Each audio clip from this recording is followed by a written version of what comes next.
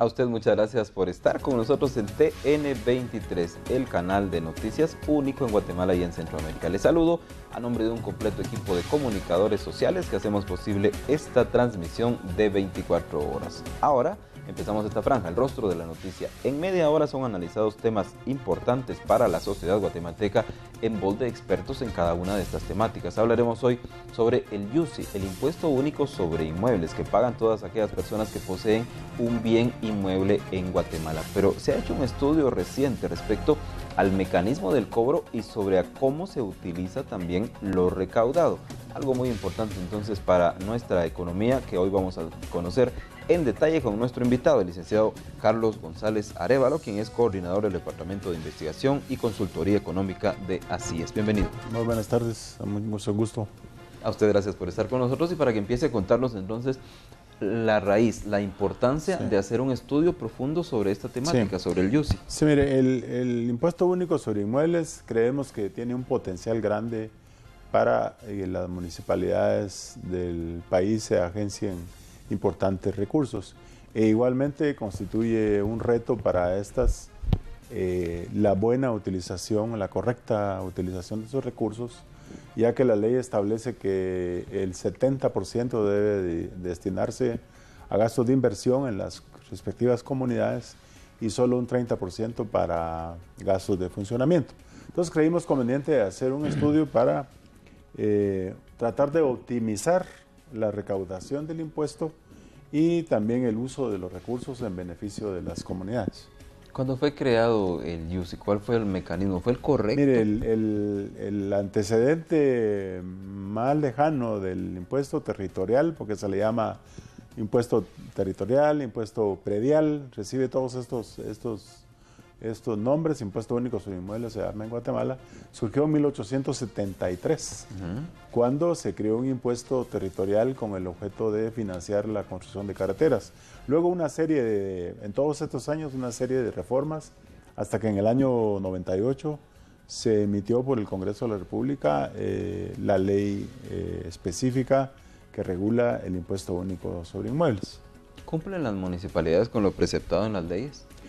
Mire, hasta ahora, empezando porque la ley contempla que las municipalidades que tengan el deseo y muestren la capacidad para poder recaudarlo, se presenten gestionen ante el Ministerio de Finanzas Públicas en la Dirección de Catastro, el DICABI, y después de calificar la aptitud de las comunas para ello, les autoriza. En este momento, al mediados del año, o sea, al final del primer semestre, son 279 municipalidades que constituyen el 82.5% del total de municipios del país, los que la están recaudando. Las otras 59 lo recauda la SAT por cuenta de ellos. La diferencia es que lo que captan las municipalidades directamente, ellos obtienen los recursos frescos por la vía directa, en tanto que aquellos que cobra la SAT demoran, según el DICABE, más o menos unos 2 meses para que los fondos lleguen a la tesorería, digamos, de las municipalidades. ¿Hay mecanismos, fueron creados mecanismos para decirlo de alguna forma, vigilar el uso de los recursos de las municipalidades? El único ente encargado de supervisar la buena aplicación de los fondos públicos es la Contraloría General de Cuentas. Y esta, pues de acuerdo con su programación de cada uno de los años, pues dispone visitar a las municipalidades y hacer las autoridades de tipo general, no solamente de la recaudación del IUSI, sino en general el uso de todos los recursos que manejan las municipalidades. Había que recordar que antaño las municipalidades solamente recaudaban arbitrios, por ejemplo, por destace de ganado o por también trasiego de ganado, por venta de locales en las ferias, o sea, arbitrios de muy poca importancia en términos económicos, pero después de ello, por disposición constitucional, hay un situado y también por disposición legal hay una parte del IVA que se traslada a ellos. Entonces, ya son ahora varias las fuentes de recursos que tienen las municipalidades, entre ellas el YUSI, pero como nosotros planteamos en el estudio, solamente representa más o menos 1.6% de la recaudación total de los impuestos en Guatemala. O sea, el monto no es tan importante. Y no es tan importante, primero, porque las tasas que se aplican sobre el valor de los inmuebles, podríamos decir que son bajas. Hasta un valor de 2.000 de propiedad están exentas del pago del impuesto. De 2.000 a 20.000 es un 2 por millar. De 20.000 a 70.000 quetzales es un 6 por millar, y de 70.000 en adelante es un 9 por millar. Pero ¿cuál es el problema? Aparte que las tasas que mencioné, digamos, son relativamente bajas, la base del impuesto es el valor declarado de los inmuebles. Y en Guatemala hay muchos inmuebles que conservan el valor de los abuelos y bisabuelos que fueron heredados y tienen valores por debajo de los 2.000 quetzales, o sea, valor declarado en la matrícula fiscal. Entonces, obviamente, ahí no hay captación de recursos. Y luego, de ahí para adelante, ya ve usted que los porcentajes son bajos, pero hay otro problema, que entre los mecanismos de evaluación de las propiedades está la opción de hacer autoavalúos. Y en el autoavalúo pesa mayoritariamente el criterio del propietario. Hay otros casos donde los avalúos son mandados a hacer por las autoridades municipales, que son son los casos menores, y hay otros casos en los que el registro del valor de la propiedad viene derivado de que son propiedades nuevas y que son agregadas al catastro, y entonces estos valores más actualizados sí son una buena base porque son precios un poco más cercanos a los valores de mercado. Eso, y también en las transacciones, compra y venta de bienes inmuebles que se hace, el valor es acordado entre las partes, es decir, el comprador, el vendedor, y el notario que hace la escritura hace constar esos valores. Pero en realidad el problema, pues, de este impuesto es que las propiedades tienen valores registrados muy bajos, y a eso agréguele, como ya mencioné, las bajas tasas que hay y que se aplican a los valores, pero tal vez en adición a ello también hacemos ver la ineficacia con que las municipalidades están recaudando. Hay mucha mora, o sea, hay pagos que se deben y no hay una acción de cobro efectiva de parte de las municipalidades. De hecho, vemos aquí esta tabla de valores y tasas. ¿Qué nos puede comentar sobre ellas? Es lo que le mencionaba, que hasta 2.000 de valor declarado, la propiedad en realidad puede valer 50.000, 100.000, pero si el avalúo que se hizo o el autoavalúo que hizo la persona lo sitúa por debajo de 2.000, está exento del pago. Ya de 20.000, de 2.000 hacia 20.000 es un 2 por millar, de 30.000 a 70.000 es un 6 por millar, y de 70.000 en adelante es un 9 por millar. Aquí a lo que me refería hace un momento, que son los mecanismos de valuación, tal vez vale la pena recalcar que el cobro de este impuesto está inmerso en una serie de factores sociales, políticos y económicos, pero quizás el que más pesa es el factor político. ¿Por qué lo digo? Porque los alcaldes no le ponen mucha fuerza, mucho interés a actualizar los valores de las propiedades por razones de tipo político. Quiere llegar o quiere ser reelecto, y entonces las exigencias son bien laxas para poder actualizar el valor de las propiedades. Ya no digamos para requerir una actualización de los valores de los inmuebles que ya tienen registrados. A veces yo creo que hay municipalidades que ni conocen muy bien cuántas propiedades son de su propia jurisdicción, y ya no digamos no contar con valores actualizados. Pero sí el factor político hace, por un lado, que no se actualicen los valores, y por la otra es que no haya acciones más exigentes de cobro de la mora, porque detrás de los montos debidos hay una mora, hay una cantidad que no se paga en su momento, y aunque la ley estipula una multa del 20%, esta no es efectiva.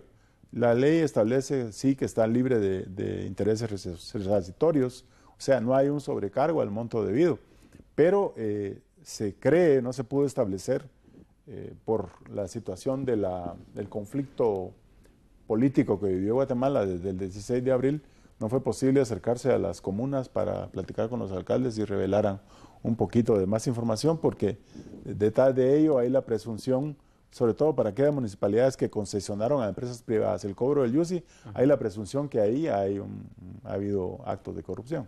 ¿Qué nos muestra esta tabla que vemos en pantalla, licenciado? Montos Aquí recaudados. lo que tenemos es que cómo ha evolucionado el monto recaudado del año 2008 al 2014, que es la serie que se pudo construir antes del 2008. Es bien difícil construir las series.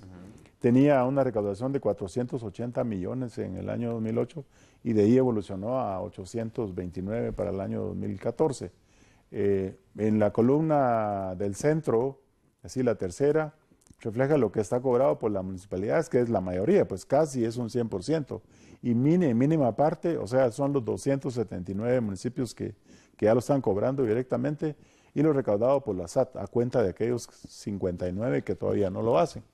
Eso nos muestra que ha habido un crecimiento permanente, y casi que en la serie de estos 6, 7 años prácticamente se duplicó el monto, ¿verdad?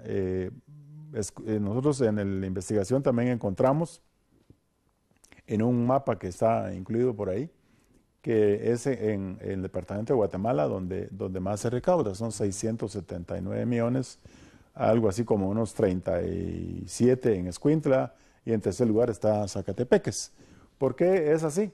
Porque son los departamentos que concentran como más construcciones, porque el impuesto, la base del impuesto son los terrenos más las construcciones que tienen incorporadas. Entonces, obviamente, en las ciudades estas hay viviendas, o sea, hay edificaciones residenciales, hay centros comerciales, hay edificios para oficinas, y entonces, consecuentemente, es natural que en estas ciudades haya una mayor recaudación. El caso de Antigua, por ejemplo, es muy especial, porque Antigua, Guatemala, sabemos que como es un centro turístico de los más importantes de Guatemala, pues no solo es la afluencia de turistas, sino que tiene un atractivo especial para personas que adquieren propiedades para residir por allá o tener casas de descanso para el fin de semana, y la valoración de esos inmuebles tiende a subir bastante en el caso de la ciudad de Antigua, Guatemala. Gracias, licenciado. En este momento vamos a ir a la pausa, pero volveremos de inmediato con más detalles entonces sobre el impuesto único sobre inmuebles en Guatemala, cómo se está cobrando y cómo también se está invirtiendo. Ahora volvemos.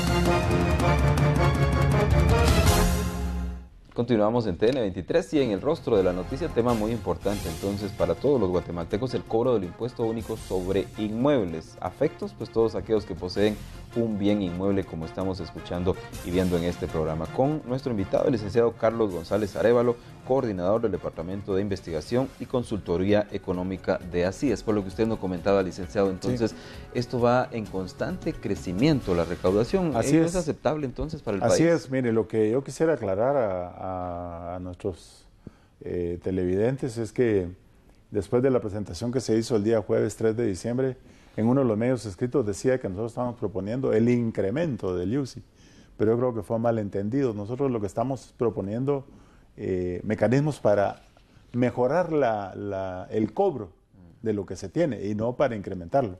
Lo que sí también impulsamos nosotros es que haya una actualización de los valores de las propiedades para que la recaudación sea más importante. En esta gráfica lo que tenemos es las tasas de crecimiento en el periodo analizado, que es de 2008 hasta el 2014, en donde se ve que los años de mayor crecimiento son el 2009 y el 2012, en donde vale decir que coinciden dos factores fundamentales. Uno es que son años en que tomaron posesión nuevas autoridades municipales y de alguna manera entran pues con mucho más entusiasmo que en los demás años. Y otro fue que en esos años el sector construcción, que integra el Producto Interno Bruto, tuvo tasas de crecimiento positivas importantes.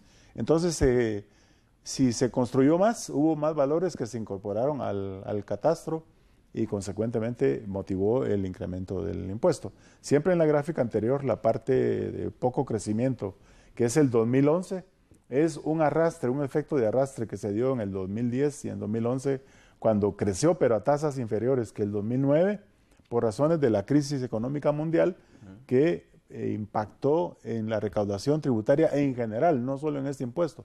Todos los impuestos cayeron en ese año. En la siguiente gráfica lo que mostramos es cuánto pesa la recaudación del YUSI con respecto de los ingresos tributarios totales, que es de la curva azul, donde el último año reportado, que es el 2014, representa 1,69, o sea, ni el 2% de todo lo que se recauda en impuestos en Guatemala. Y en la curva verde estamos mostrando cuánto pesa en relación al Producto Interno Bruto del país, que es apenas un 0,18%. Vale decir que por razones de tiempo también no lo vamos a ver en este programa. Es una situación que no difiere mucho de Latinoamérica en casi todos los países, aunque sí indicar que, por ejemplo, en Argentina, en Uruguay y en Colombia, la recaudación ya pesa arriba de un 1% del PIB, nosotros estamos por debajo de ese 1%. Y este gráfico muestra el monto del YUSI pagado por familia por los departamentos de Guatemala, indicando que para este análisis se tomó el número de familia promedio según el Instituto Nacional de Estadística, que son de 5.3 miembros por familia. Entonces se hace una relación por familia, o se hizo, y en Guatemala se paga por año 1,079 en promedio por familia, en concepto de YUSI. Destaca ahí Zacatepeques, como le mencionaba, 425 quetzales al año, y Escuintla con 269. Hay otros con menor peso y al final hay unos que se agrupan que no tienen mucha significancia. También advertir que hay muchos municipios, por ejemplo, del occidente, que son Quetzaltenango, Huehuetenango, San Marcos y Totonicapán, donde son los departamentos donde hay más municipios que todavía no cobran el YUSI. Y creemos que en parte es porque son también los departamentos que muestran los mayores índices de pobreza en el país. Entonces son propiedades de muy poco valor y seguramente que al aplicar la tabla esa quizá no llegan ni a 2,000, y si no llegan a 2,000 el valor de la propiedad, quiere decir que pagan 0 de impuesto. Probablemente esa podría ser una explicación, pero sí ya vemos que el 82 y fracción de municipios han mostrado su interés. Y lo deseable es que ellos mejoren las prácticas de cobro. Para eso hacemos una serie de propuestas que no sé si la tenemos ahí. Entre ellas, sugerimos nosotros hacer una revisión de todas las propiedades que caen dentro de la jurisdicción de cada municipio y para actualizar los registros, ¿verdad?, en todas las municipalidades y luego también hacer auditorías de campo para establecer si todas las propiedades que están en los terrenos del municipio están reportadas. Luego también facilitar el acceso a las cajas receptoras. Hay cabeceras municipales que están muy distantes de municipios y aldeas e incluso caminos bien difíciles de recorrer. Y entonces la propuesta es descentralizar la tesorería municipal, poner, por ejemplo, cobradores ambulantes para que vayan a... Otra de las propuestas es, por ejemplo, ligar en la siguiente diapositiva, ligar el cobro del YUSI con el cobro del agua municipal y la energía eléctrica, con la idea de que lleguen a la municipalidad y con motivo que llegan a pagar lo otro, pues también paguen el YUSI, ¿verdad? También realizar campañas de publicidad, dando a conocer cómo, en qué forma emplean los recursos las municipalidades, con el objeto de levantar la moral tributaria. Eso se puede hacer con medios locales, hay revistas, hay periódicos pequeños en los pueblos, o también desplegados, fotografías en los edificios municipales que construyeron un parque o una cancha deportiva, o mejoraron las calles, o están realizando un proyecto de agua o mejora de los caminos. Todo eso podría ayudar. También implementar loterías tributarias, como hacía la SAT, por ejemplo, de acuerdo con el valor del comprobante de que se pagó el IUCI, es decir, que trimestralmente o semestralmente o mensualmente va a haber una rifa, y con eso estimular el pago del impuesto. De manera que ya lo de vincular, ya lo mencionaba, con los otros mecanismos, con los otros servicios, con la aclaración de que el hecho de que se vincule el cobro del IUCI con el cobro del agua y la luz, no quiere decir que si alguien no paga el IUCI se le va a cortar la luz o el agua, eso sería ilegal.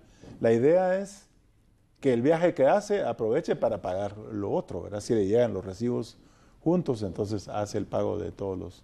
Pero si se hace por separado cada uno de ellos, entonces no ayuda mucho al cobro del IUCI. Yo creo que las municipalidades están muy necesitadas de aplicar mecanismos como estos, sin llegar al extremo de que la ley les faculta para cobrar multas del 20% de los montos que están atrasados. Y de alguna manera también estimular el cobro de lo que la gente no ha pagado, porque hay gente que por años no ha pagado. Probablemente por lo bajo de la recaudación tampoco sean montos tan importantes, pero sí es una falta de disciplina, digamos, tributaria de parte del. Y un poco también es de educación, informarle a la gente en qué consiste el impuesto y para qué quieren esos recursos, como les decía, demostrando qué obra es la que se hace, que están bien empleados y de esa manera sentirse invitados a contribuir con su municipio, ¿no?